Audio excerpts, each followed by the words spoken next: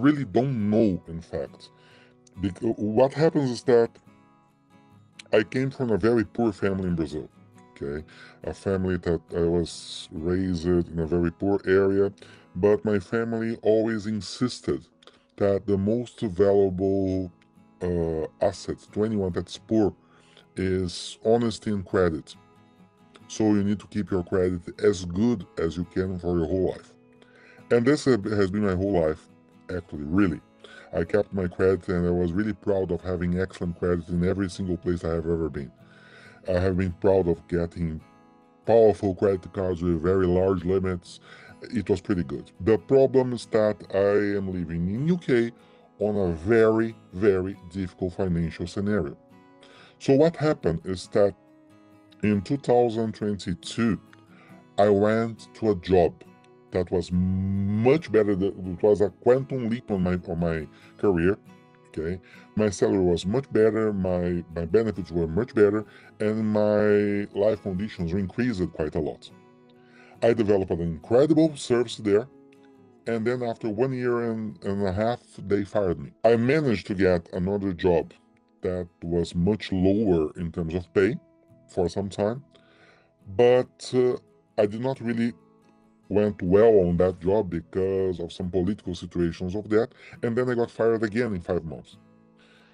All the situation made me believe that, okay, if everything is good for anyone that's poor and they have developed credits, it's now time for me to use the credit. And then I started using credit, okay, for months, for almost 1 year. What was the situation? I used credit cards first, then I got incredible loans because my credit was amazing, and then I got loans to pay loans. And then I got promises that my new job could pay those loans. And then when I noticed it, I was actually part of a trap. It's not an easy time because I need to relearn how to live on different financial conditions because I was blaming myself as a loser, as an idiot, as someone that allowed that and so on, until I realized that I was just a normal person that felt victim of the system. I'm just a fly in the spider's web. So I'm currently a technical trainer, and it's actually a benefit that showed up for me, and I never heard about that. Okay, and it was really good because besides other things, you allowed me to stop blaming myself. So that was the best thing that you could, better than saving my life from a financial standpoint, you saved my life from an emotional standpoint. You allowed me to realize that there was a way out. Okay, you allowed me to realize that there was a way out. That was the most important part. And you allowed me to realize how much I was actually owing because I was lost. Okay, you allowed me to realize how I could be doing this. Okay, and you allowed me to realize that uh, I could be doing things differently. And basically, in summary, okay, what happened after that step? I lost all my credit cards, all my loan abilities, and so on. That's fine.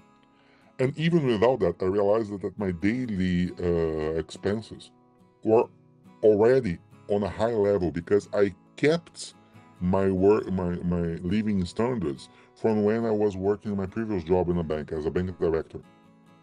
So the amount of money that I make today actually matches exactly how much I can use. It would be impossible to pay any debts anyway. I was not realizing that.